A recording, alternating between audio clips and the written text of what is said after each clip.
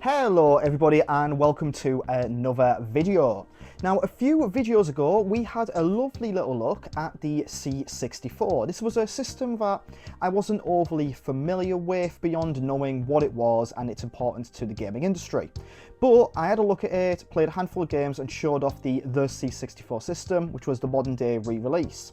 And I absolutely loved it. I fell in love with this computer that I had heard so much about in the past. I knew of its importance, but I'd never really delved in myself. So, for this video, we're going to be having a look at another system from that era. And that is this thing here, the ZX Spectrum, which was given to me by a very good friend of mine, and it's actually kind of the reason I started looking at these old 80s computers and got the C64.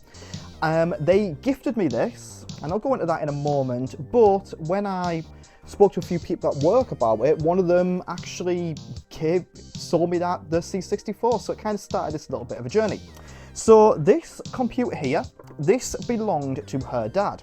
He was clearing out a few things, and like many people with older systems like this, didn't really have the means to hook it up anymore, and wasn't sure if it or the games for it still actually worked. So what he wanted to do was move on to someone who might appreciate it and get some use out of it, even if all they were going to do was, clean it up a bit and display it. He asked my friend if she knew anyone who would be interested, and naturally she thought of me straight away. So to the two of them, thank you so much for entrusting this to me. So let's chat about this computer first. The ZX Spectrum, launched in 1982, is considered one of the British computing and gaming industry's greatest successes. It is actually Britain's best-selling home computer up until around the early to mid-90s. It was developed by Sinclair Research, and it was their third home computer to be released. This followed the ZX80 and ZX81. They themselves had made their name throughout the 70s with the release of a range of pocket calculators and other forays into tech.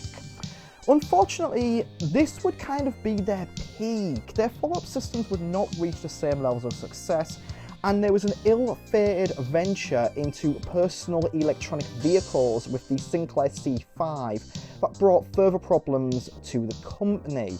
So with the cash flow problems, low public and investor confidence, Sinclair actually sold their computing range and brand to their competitor Amstrad in 1986. But what of this system though? Well, this thing here, it launched in 1982, as we mentioned, for the low price of £125, which would be around £450 nowadays. The specs for it were a mammoth 16 kilobytes of RAM, a 3.5 megahertz CPU, and you could output a whole 15 colours. Games for it came on cassette tapes, which I will show the cassette loader, this is their cassette loader from back in like the mid-80s. Or in some cases, you could type in the programs yourself, which you would find in magazines or books. Later releases of the Spectrum included other options for loading your games. I think there was a cartridge and also eventually floppy disks, but I think it is the cassette tape that you most closely associate with this system. You might have already noticed that what I have here, which I'm going to hold up again, does not resemble the classic ZX Spectrum. That is because this has been swapped into a third-party DKtronics case. These could be purchased back in the day for around £45. But you'd buy one, you'd take the guts out your classic Spec-E case, pop it into this one. This case also came with, and I don't know how well they show up here, but the keys themselves, it wasn't written on the keys, they were transparent stickers that you had to put on yourself so you know what each one did. And each key did a variety of things on this computer. It kind of gave you a bit more of a solid keyboard, a classic, what we'd call a classic keyboard compared to the classic rubber-keyed Spectrum. So what happened is I had got this sent off for refurb, repair, and also modding for modern displays. Everything here works, and I'd also like to say a massive thank you to Ian from Mutant Caterpillar Games. They did an absolutely fantastic job. Would really recommend getting in touch with them if you have retro systems, especially the Spectrum. Seems to be their specialisation. Speaking of the classic Spectrum, I do, however, have this as well, which is what we will be using for playing and recording the footage for this video. This is the Spectrum, and much like the C64 that I played for that video, it's a modern day re-release of the computer, essentially emulator in a box made to replicate the classic Spectrum experience. It comes preloaded with a wide selection of games, the ability to preload our own via a USB stick, and modern conveniences such as HDMI out, save states, and a rewind function. Some of the games you get preloaded onto this thing here: Manic Miner, The Hobbit, Head Over Heels, Saboteur, School Days, which I have the cassette tape for here. I do have more cassette tapes, but they are currently with my parents because there was a hell of a lot and I didn't have the storage for them up here. You also have Trashman and Penetrator to name but a few of the games that come preloaded on here. Much like the C64, sorry, I know of the Spectrum by its reputation, but I never actually played much or anything from it. My gaming history started with the kind of late 80s, early 90s releases with the Amiga 500 and the early 16-bit systems like the Mega Drive. 8-bit gaming is something I've never really delved into, so I am very keen to delve into some of these titles and see how they hold up nowadays, how they play. I've picked out 5 games to play here: Manic Miner, School Days, Night Law, Head Over Heels, and Frankie Goes to Hollywood. Yes, they made a game based on the band. So let's get into it. Our first game on the list is Manic Miner. Released in 1983, Manic Miner is a platform game and probably one of the Spectrum's most iconic and influential titles. You play as Willie, a miner who was seeking his fortune. You traverse 20 stages or so of increasing difficulty, avoiding all manner of obstacles with hope of grabbing treasure and guiding Willie home. And it's at this point that I must apologise for putting you through the horror that is the title screen.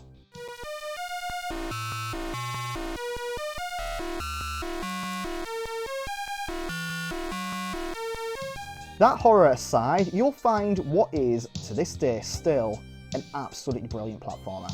Okay, yeah, the title screen and any subsequent music in it is horrendous, but the rest of the game is a brilliant time. Your levels are single stage. The aim is to collect keys whilst avoiding enemies and other obstacles. Once you've done that, a portal opens and you get to it, and you do all this before Willie's air runs out. It is admittedly quite a difficult game. One hit from anything and you are out. No concept of power-ups to help you out here, and if you lose all your lives, it's back to the start with a Monty Python foot coming down to crush you. But you can gain extra lives by accumulating so many points. It is, and this might seem like an absolutely mad comparison, it's not dissimilar to how you might play a Souls-like though. Every death in Manic Miner does teach you something, and this game is all about studying movement patterns of enemies. It's about learning the correct place to jump, how far a jump is going to take you, and getting everything lined up perfectly to guide Willie home safely. And you know what? I bloody love this game. The key thing that Manic Miner gets right is that it feels good to play. And I know that seems so basic, but it's something that platformers fall down on again and again and again. The movement, the jumping, everything here feels tight, responsive. A death does not feel unfair, despite the game actually being quite hard to master. Now, I have not managed to complete this game yet. I've only gotten a few levels in, but it's one I absolutely will be coming back to, and coupled with a few of the old modern conveniences like save states or rewinds, it makes it that little bit more accessible to anyone who does struggle with that 3 lives and you're out stuff. Graphically, it's quite colourful, it makes use of the full range of colours the Spectrum could offer. Musically, it's horrendous. But put that music thing aside, this is an absolute must-play for the system. In 1982, the brothers Tim and Chris Stamper founded Ultimate Play the Game. They would release their first title, Jetpack, in 1983 to quite a bit of success. They would follow this up with more titles up until 1984, when they released a little game called Night Law. This is an action-adventure game, and it's not the first isometric game out there. It did become the standard bearer for the genre. It's actually the third in a trilogy featuring the Saberman character. In this one, you've been bitten by the Saberwolf, and now you have 40 days to traverse the wizard Melchior's castle, collecting items as you go, bring them to a cauldron to brew a potion, and relieve yourself of the curse. There are a few things that really stand out about this game. First of all, the level of detail. The isometric 3D on display here is remarkable. Secondly, the game has a functioning day and night cycle, and you can track this via a display at the bottom of the screen. And at night, you transform into the wolf. Enemies will actually attack you based on what form you are in. Also about this game was actually completed before the other titles in the trilogy, but Ultimate Player the game made the decision to hold it back from release, so as to not overshadow the other games they had releasing at the time.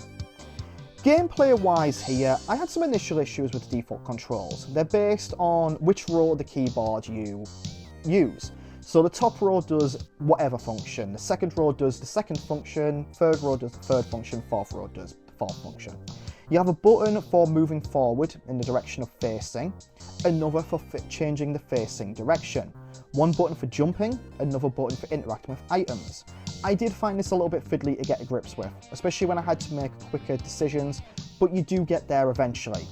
I do think this is a game that people might struggle with on first try, especially getting used to that idea of having to rotate the character before moving in a direction. Yet when you do, it's a lovely game and a remarkable achievement for when it came out. This isn't one I've managed to get too far into yet. I've explored a fair amount, but I really do want to go back and just keep trying it. Now it's worth knowing, you can play a version of this via the Rare Replay collection on the Xbox, and there's a Rare Classics collection on the Evercade system as well, so it's quite accessible nowadays. Keeping ourselves in 1984, we're going to move on to School Days, an action-adventure game that puts you in the shoes of Eric, or you can rename him to whatever you want. He's a cheeky little schoolboy who has to get his report card back from the school staff room safe. In order to do this, you must navigate the school, complete various tasks, make sure you attend classes on time, whilst also avoiding the school bully and any teachers that might want to put a stop to your shenanigans. School Days very much evokes the spirit of the old school British school system you might see in media. It's kind of like a Beano comic brought to life. It's also a game that I've wanted to play for a good long while. It's considered an early example of open world in video games, as well as being a bit of a spiritual predecessor, of course, to the Rockstar game Bully. It's really impressive as well. You have this whole school laid out in front of you to explore. Each room has its own identity and style to it. You've got the sense of time passing, with blocks of time being assigned to lessons or other activities. You'll see other kids or teachers going about their own schedules as the day goes on, and they generally have their own personalities locked in too. Your teachers have a distinct look and feel. You've got a few named kids here as well, which, as with Eric, you can actually name them yourself, which was kind of a bit of a draw for people to be able to name characters in the game after their own friends and teachers. But here you've got examples like Angel Face, who is the school bully who you absolutely want to be avoiding. Your first task in the game is to shoot shields located in a few of the different rooms of the school. How you do this is generally up to you. Some of them can be shot at via a catapult from staircases, others you might have to be a bit more creative.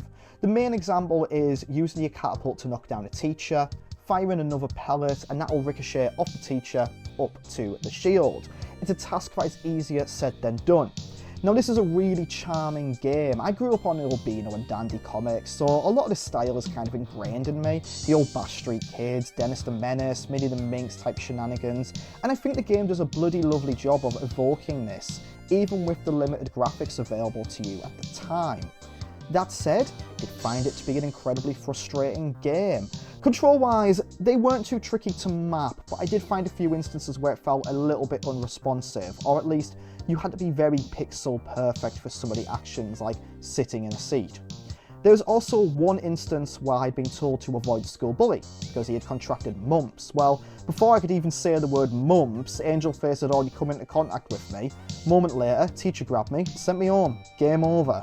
Third, another Angel Face related incident, the lad can walk past you, deck you, send you falling on the floor, and if you're spotted by your teacher and don't get up quick enough, the teacher gives you bloody lines for it. And that's kind of your damage system in the game. Accumulate 10,000 lines overall and you're expelled. I suppose, if anything, it does capture the injustice of being a teenager pretty accurately.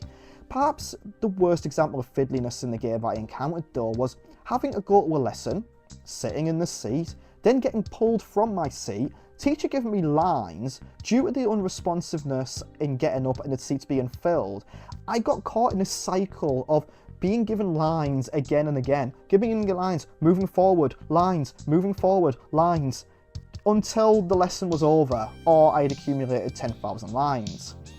After a few goes of it though, I did kind of figure things out a little bit more, and I really grew to like it. I've not fully gotten there just yet. It's tricky, it's frustrating, but there's a joy at figuring it all out.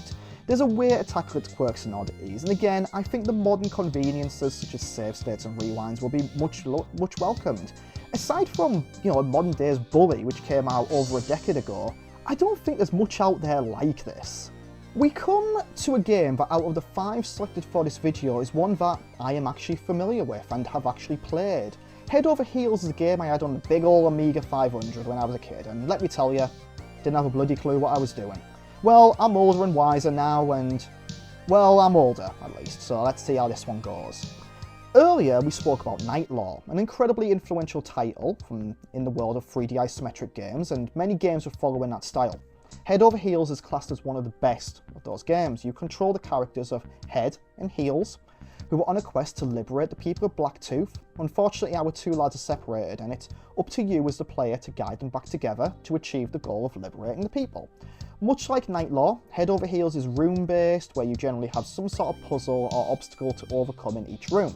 Either an enemy, or some sort of jumping puzzle, or items to be found that can bring you to another location. The key features here are the ability to swap between Head and Heels at will, each one having their own rooms and special abilities. Head is able to jump higher and move whilst in the air. Heels is a bit faster, but he's able to carry items. I loved playing this. It was a joy to come back to it, especially knowing how to make progress and understand the game that little bit more. I really enjoyed how surreal the visuals of the world were. I loved the graphical style, and the puzzles I got up until the point that I finished recording for this were tough but quite fair. It felt just that little bit more accessible than Knight Lore. There wasn't the time pressure of the days passing, and in this one the controls have been refined a little bit more as well. You press the direction keys to move in that direction, rather than having to change the character's facing direction first. Just that little thing made it that bit smoother. It's very easy to see how this game took the groundwork laid down by Knight Lore, but expanded upon it to create what we have here, and also make it feel like its own unique thing. It's an absolute must play, and I can't say too much more than what I already have. It is just a brilliant game that I think really showcases what this system was capable of. Now, there is something of an enhanced remake out there, which I believe adds difficulty levels and modernises the graphics. There has also just been a sequel called Return to Blacktooth, which is available for the Amiga and Atari ST platforms. On another cheeky side note, this is actually the second title from this developer, the second isometric title I should say. Their first was a Batman game, which also came out in 1986, and is considered a little bit of a classic in its own right too. We come to our final game for this little showcase, and this is one that when I heard this game existed, I knew I had to play it.